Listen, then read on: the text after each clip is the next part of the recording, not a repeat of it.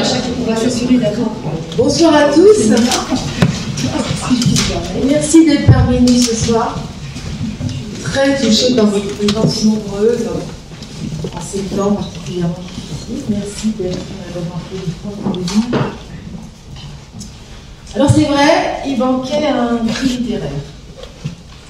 Il manquait un prix littéraire, malgré la pléthore de ceux qui existent déjà, parmi lesquels certains un petit peu parvenus. On aurait 600. Ouais. Le prix Bartleby du roman inachevé, il existe. Le prix de l'inaperçu, il existe.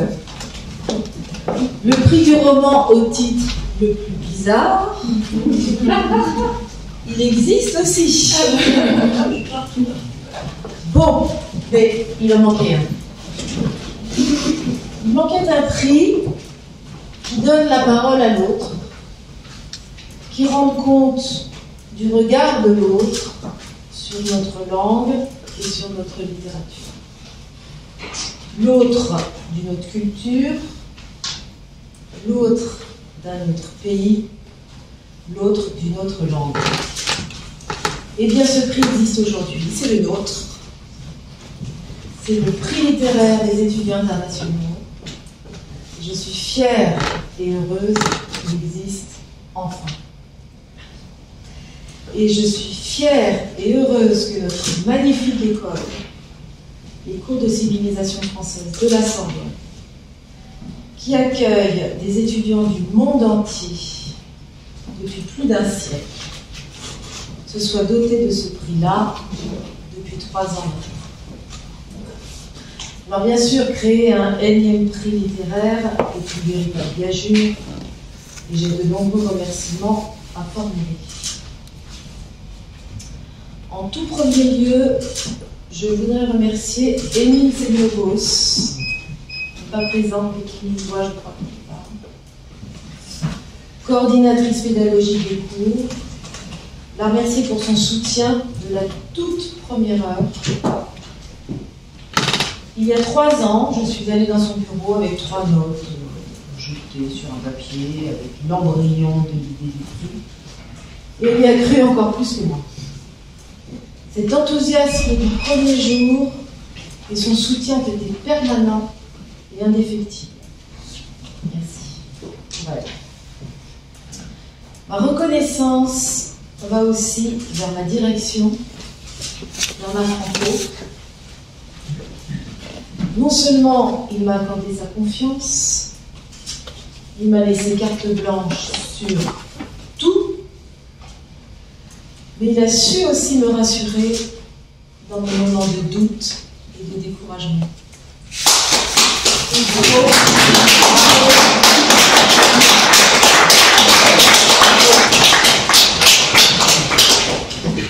La confiance, Bernard, le soutien et la liberté, c'est rare. C'est précieux. Merci. Mon jury, mon formidable jury, dont nous avons ce soir des représentants des 3 sessions. Mention spéciale à Lucia Vega, qui a participé aux 3 sessions. Tout le monde ici la connaît. Qui est très vite devenue ma conscience, comme j'ai l'habitude de dire, et aujourd'hui mon véritable bras droit. Merci à elle d'avoir organisé, par exemple, la réunion des jurés des 3 prix ce soir. C'est un gros travail que je n'aurais pas pu faire. Merci, merci. Spéciale dédicace à Jimmy Levy. J'espère qu'il est revenu des cigarettes. Lauréat 2019 pour Adoration. Et juré d'honneur depuis lors. Son regard sensible et exigeant nous est plus que précieux. J'ai l'habitude de dire jamais sans Jimmy.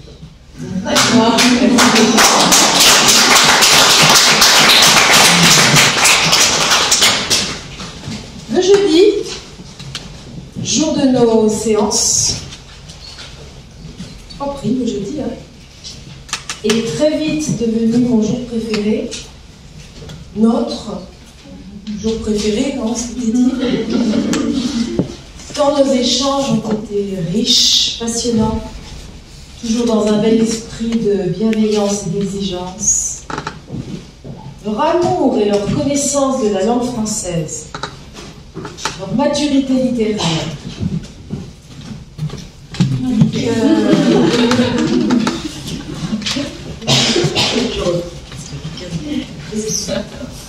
leur maturité littéraire, la qualité de leur lecture et de leurs remarques ont été pour moi une véritable source de joie et de sens.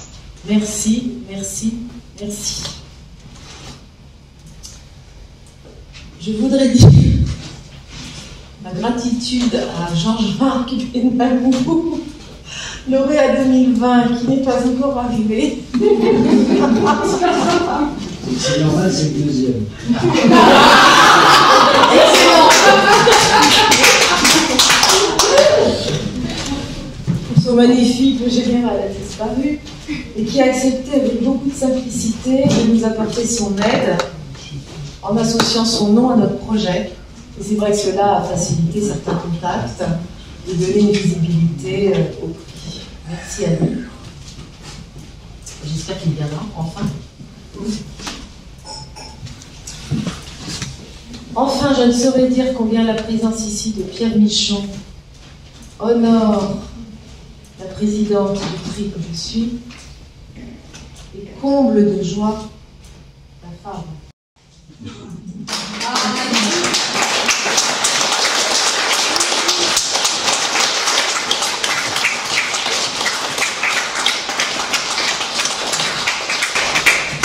Il me reste bien entendu à féliciter nos lauréats.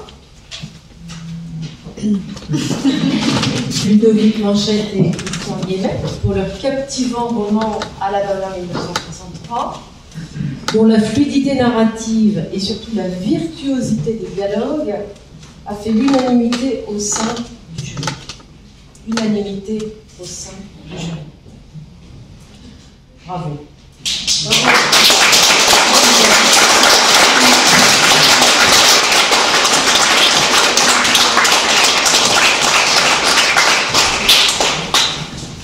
Et je crois savoir que ce 8 décembre est l'anniversaire de Christian.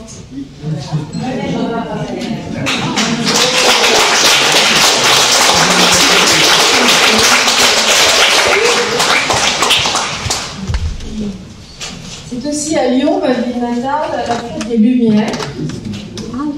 Et dans de nombreuses villes internationales, n'est-ce pas ?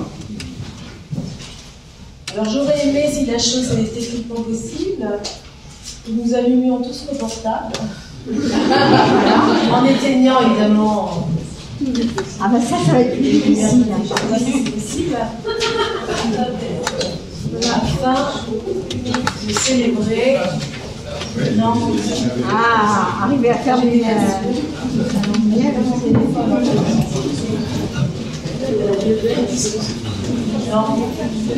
la lumière, c'est compliqué. Pas d'éteindre. Nuit et jour. Dans cette journée. Tout de même. Ah, c'est pas Pas éteindre. On va mettre de la lumière. Bravo, c'est beau. C'est beau.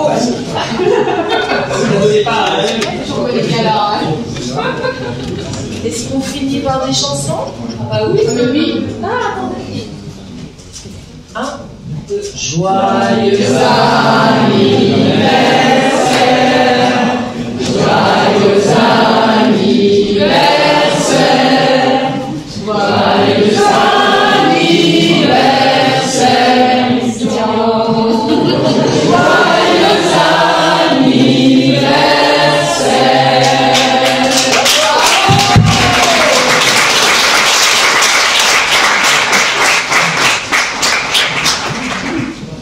à vous tous, merci encore et j'espère que vous passerez un agréable moment.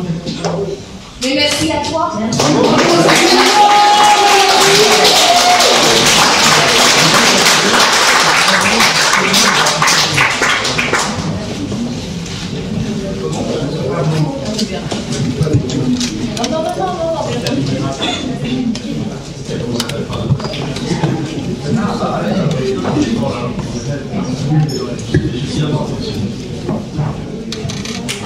Mesdames et messieurs, chers collègues, chers étudiants et chers amis, eh bien, je suis heureux de vous voir ici, tous réunis ce soir pour la remise de cette 3e édition de notre prix littéraire des étudiants internationaux qu'Élodie a si bien présenté, et prix qui va être donc attribué à Ludovic Manchette et à Christian Nignec, dont l'âge n'a pas été dit, pour leur roman Alabama 1963, qui est ici sur le présentoir. Donc c'est le 3e prix littéraire, 3e édition. Ce prix a été fondé, créé par Élodie à l'occasion du centenaire de notre institution, voici 2 ans. Et nous avons différé la dernière des manifestations de ce centenaire du fait de la situation sanitaire, et le colloque du centenaire a eu lieu il y a une dizaine de jours à peine. Voilà. Je rappelle que le tout premier lauréat était Jimmy Levy, ce qu'a dit déjà Élodie, pour son roman Adoration, et depuis, il est parmi nous pour toujours. Nous l'avons annexé et nous sommes heureux et honorés de sa présence aujourd'hui. L'année dernière, le second prix avait été attribué à Georges-Marc Benhamou pour Le Général a disparu, comme l'a rappelé Élodie, et nous l'attendons. Il est cette année le parrain du prix. Je voudrais aussi remercier celui qui a été le premier parrain de notre prix, David Fuenquinos, qui se retirait du parrainage parce qu'il figurait parmi les candidats cette année. Voilà. Alors, comme Élodie, je vais commencer par les remerciements avant d'adresser les félicitations. Je voudrais d'abord, évidemment, remercier Élodie Chamblas pour tout le travail qu'elle a fait. D'abord, cette idée lumineuse d'attribuer un prix pour récompenser un roman français lu par des lecteurs qui ne sont pas français et qui ont un rapport d'étrangeté à la langue, parce que le regard que l'on a est forcément un regard différent. Et c'est peut-être une façon de faire entrer une œuvre littéraire dans ce que Goethe a appelé la littérature mondiale, de la faire lire par tous les publics internationaux. Voilà, je voudrais aussi remercier évidemment Émile Seignobos qui a œuvré à la création de ce prix avec Élodie et qui est avec nous par la pensée, parce qu'elle ne peut pas être là physiquement. Je voudrais aussi remercier les éditeurs qui ont participé à ce concours, Arléa, Anne Carrière, les éditions du Cherche-Midi qui sont particulièrement honorées cette année, Gallimard, Grasset, Robert Laffont. Je voudrais dire aussi que ce prix se remplace dans une concurrence qui est chaque année plus âpre, plus dure. Nous avions cette année de grands auteurs. J'ai rappelé que David Fuenquinos était candidat, Camille Laurence également, Patrick Poivre d'Arvor, et donc il est toujours très difficile de départager, et l'unanimité dont parlait Élodie est un signe encore plus fort, je trouve.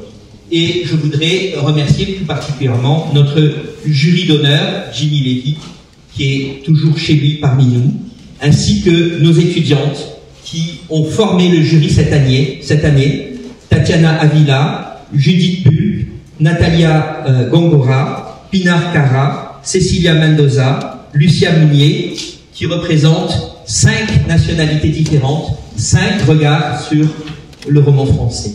Je voudrais aussi remercier M. de Sinetti, le ministère de la Culture, pour le soutien qu'il se propose de nous apporter pour ce prix. C'est toujours un soutien très important, qui est aussi une caution pour nous. Et je voudrais rendre hommage à Pierre Michon, qui nous fait l'honneur de sa présence aujourd'hui et qui, à lui seul, est une représentation de la littérature française. Alors, Monsieur Michon, vous saurez que dans chacun de mes discours, il y a toujours un très mauvais jeu de mots, j'en suis désolé, mais je peux dire pour vous présenter que, avec vos vies minuscules, vous avez constitué une œuvre majuscule. Vous représentez la modernité de la littérature par les relations que vous engagez entre la création et la critique, par le lien que vous avez tissé également entre la littérature et les arts, en particulier la peinture. Je rappelle que Pierre Michon a été lauréat de très nombreux prix, lui aussi, France Culture, Louis Guillou, le prix de l'Académie française pour les 11, le prix Marguerite Yourcenar, le prix Franz Kafka, parmi bien d'autres prix également. Aujourd'hui, cependant, nous allons célébrer deux auteurs, Ludovic Manchette et Christian Niemiec, pour leur roman Alabama 1963. Il est difficile de présenter ce roman en quelques mots. Tout ce que je peux faire, c'est essayer de donner envie de le lire à ceux qui ne l'ont pas encore lu. Alors, je voudrais d'abord dire quelques mots sur le titre, puisque Élodie a dit qu'il y avait un prix sur les titres. C'est évidemment un titre qui est fait pour ne pas nous parler. L'Alabama est bien loin de la France. 1963, nous étions nombreux à ne pas être nés. C'est une histoire qui donc ne nous concerne pas. Le lieu, l'Alabama, n'est pas l'endroit des États-Unis que nous irions visiter en premier. La date 1963 n'appartient ni à l'actualité ni à l'histoire. On la retiendra pour le meurtre de Kennedy qui forme une toile de fond de cette intrigue, une toile de fond assez lointaine malgré tout. Quant au personnage, le personnage principal, Bud, il représente un type plus qu'un personnage, le type du détective alcoolique, auquel je m'identifie volontiers, surtout pour les parties. Dans une sorte de roman policier. On ne peut y voir à peine un personnage. Il se caractérise par son revolver, un Smith & Wesson, c'était la mode dans les années 60, un Stetson sur la tête. On pense presque, avec les bars alcoolisés, à une atmosphère de western. Le roman est dépouillé, volontairement dépouillé, et sa volonté est finalement de dire des choses complexes de la manière la plus simple possible, ce qui est peut-être le sens de la littérature. C'est un roman fondé sur la relation entre deux personnages, Bud, le détective blanc, Adela, la femme de ménage noire, Bud, l'alcoolique qui apprend à ne pas boire, la femme de ménage qui apprend à lire, dans un univers ségrégationniste dominé par l'ombre du Ku Klux Klan. On ne trouve pas de description, pas de portrait. Les portraits sont en discours, et je peux en donner quelques exemples. Un portrait, par exemple, de Adela au début, enfin vers le début. Portrait en discours. Elle fait le ménage chez Dorothy, et Dorothy lui dit « Je mets mes jambes sur le sofa pour ne pas vous gêner. Comme ça, vous pouvez bien passer partout. » Trop aimable, pensa Adela. « Merci, maman. » Le décalage entre la pensée et la parole, c'est une façon de caractériser aussi la psychologie du personnage. Je prends un autre exemple un peu plus loin. Excusez-moi, je cherche dans les pages.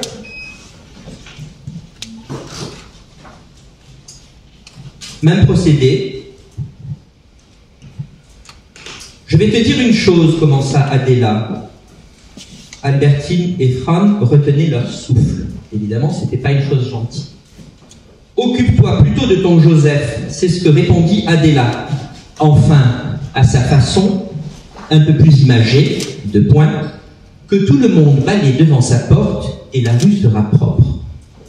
Voilà un portrait en creux du personnage.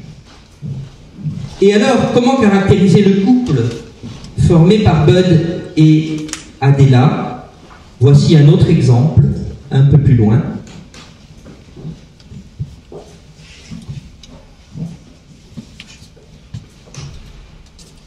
Bon, il s'agit de dire encore des méchantes choses. Qu'est-ce que t'es, un tueur? Alors je coupe un peu. Elle lui dit ce qu'il doit dire. Comme vous, pensa Adela, qui se mordit les lèvres pour ne pas répondre. C'est parce qu'il est noir, c'est pour ça que tu les défends? C'est pour ça qu'elle le défend? Ou parce que vous êtes un gros con, pensa Bud. Ou parce que vous êtes un gros con, dit Bud. Le filtre d'un côté, le langage direct, la connexion directe entre la pensée et le langage de l'autre, c'est cela peut-être la plus grande opposition entre les deux personnages. Donc, on trouve dans ce roman une atmosphère étrange, étrangère, des bus où les blancs s'assoient à l'avant et, s'il reste de la place, les noirs à l'arrière, des laveries, les unes où figurent l'écriteau « white only », les autres où figurent l'écriteau « colored », des parcs où certains espaces ne sont pas autorisés pour les noirs, mais où les chiens peuvent aller déposer leurs excréments, le tout observé de l'intérieur, mais aussi parfois de l'extérieur, par le regard, par exemple, d'une Canadienne homosexuelle qui vient introduire un parallèle entre la critique du racisme dans le roman et la critique de l'homophobie, et qui entre dans la laverie où figure l'inscription « colored » parce qu'elle a du linge de couleur à laver. Elle avait mis son linge blanc dans la laverie où figurait « white only ». Alors, on voit que le roman nous concerne plus qu'on ne pouvait s'y attendre. Nous pensons à des expériences que nous avons là vécues parce que nous étions nés. Je pense, moi, à l'Afrique du Sud. Je pense à libérer Mandela. Je pense à un séjour que j'ai fait à Stellenbosch et où l'aubergiste chez qui je vivais, c'était au XXIe siècle, chez qui j'habitais, me disait que c'était la première fois qu'on voyait un joueur noir dans une équipe de rugby blanche, mais que ces gens-là, au plus vite, c'est normal. C'était au XXIe siècle, ce n'était pas en 1963. Le roman est donc parti d'une période, d'une année. Il est construit sur des chapitres qui fonctionnent par calendrier, par date du calendrier. Il commence en août 63, il triche un peu en finissant en janvier 64. Et en même temps, il parle de toutes les époques et de tous les lieux. C'est un roman universel, c'est le sens même de la littérature. Notre prix veut consacrer le meilleur roman français de l'année écoulée. Ce roman universel est-il un roman français? C'est la question que je me suis posée. N'est-il pas un roman américain écrit en français? Alors, je vais lire 2 passages pour essayer de dire comment, moi, lecteur français, je l'ai lu. Lecteur français, c'est-à-dire lecteur étranger au regard porté par notre jury. Une jeune fille, puisque c'est de ça qu'il s'agit, marche dans les rues obscures le soir et elle se sent en danger. Heureusement, elle portait son nouveau manteau rouge, bien plus chaud que le précédent. De nature trouillarde, elle pressait le pas et se retournait au moindre bruit. Elle était persuadée qu'on l'observait et craignait qu'un monstre ne sorte d'un fourré pour la dévorer. Cette jeune fille noire nous fait penser étrangement tout de même au petit chaperon rouge, ce qui nous est confirmé à la page suivante, quand son agresseur se trouve décrit. Il avançait en éclairant le sol devant lui avec sa lampe torche quand il perçut des craquements sur la droite. Il pointa le faisceau lumineux dans cette direction et se retrouva face à un renard aux yeux luminescents qui tenait un lièvre dans sa gueule. Les deux prédateurs se jaugèrent pendant un court instant. On a du mal à penser que ce renard, qui n'a aucune place dans ce roman, a une autre signification que de faire le pendant avec cette métaphore du loup, qui est le policier agresseur. Alors, le petit chaperon rouge d'un côté, prenons la première page du roman, la première jeune fille morte. La chaleur écrasante semblait avoir endormi la clairière. Ses hautes herbes jaunies, son immense chêne perdu au beau milieu, les corbeaux perchés là-haut et la petite fille couchée en bas, quelques mètres plus loin. De temps en temps, l'un des oiseaux ouvrait un œil sceptique sur l'intruse d'une dizaine d'années, allongé les yeux fermés, la bouche entr'ouverte. Rien ne troublait le repos de la belle endormie. Ni le soleil cuisant, ni la mouche qui ne cessait de venir effleurer sa joue, ni le brin d'herbe qui lui chatouillait l'oreille. Elle ne scia même pas, et c'est là que ça se gâte, lorsqu'un scarabée sortit de sa bouche. Et un peu plus loin, il prit soin d'éviter la tache de sang qui s'étalait sur son ventre avant de se perdre dans les plis de sa jupe beige remontée jusqu'au nombril.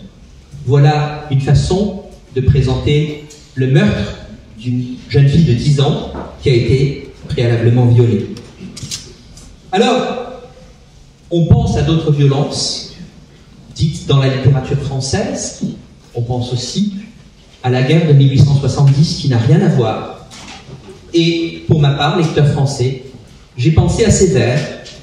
C'est un trou de verdure où chante une rivière, et un peu plus loin, un soldat jeune, bouche ouverte, tête nue, et la nuque baignant dans le frais cresson bleu, dort. Et plus loin, il a 2 trous rouges au côté droit. Alors, oui, pour moi, c'est un roman français. C'est un roman français par les clins d'œil, par l'inscription dans un héritage.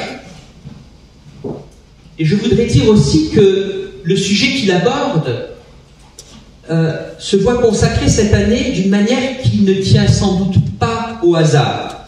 Je rappelle que le prix Goncourt de cette année a été décerné à Mohamed Bougarsa pour la plus secrète histoire des hommes, qui raconte l'inverse finalement, l'histoire d'un Sénégalais à Paris.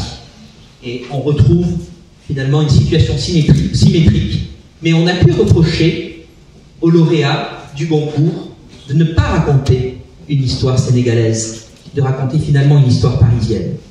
En revanche, Arnaud Rosan, dans l'unique goutte de sang, qui raconte lui aussi une histoire située dans le Tennessee des années 1920, rejoint un petit peu la position de Ludovic Manchette et de Christian Niemiec. Et c'est donc finalement un sujet qui nous rappelle, comme disait Bonald, que la littérature est l'expression de la société, que délivrer un prix littéraire soulève toujours la question mouvante et délicate du canon littéraire, toujours tributaire des questionnements contemporains. Prendre un exemple pour dire un universel, c'est ce qu'ont voulu faire Ludovic Manchette et Christian Niemiec. C'est pour cela que notre institution et notre jury leur a décerné ce prix et nous les félicitons très chaleureusement.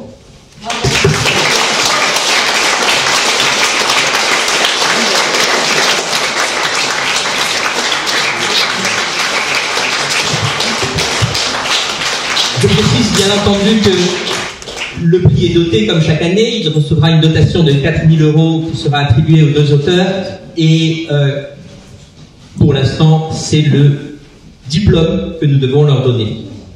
Voilà.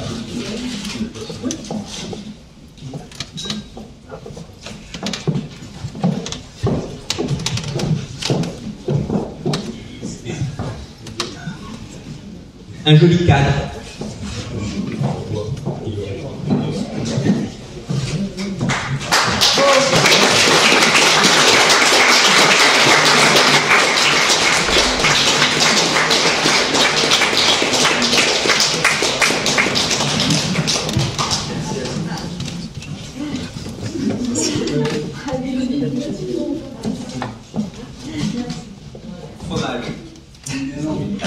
Quand vous êtes deux pour le cadre, vous faites comment? En deux. Il garde le cadre et L'un garde le cadre et l'autre le chèque. c'est ça.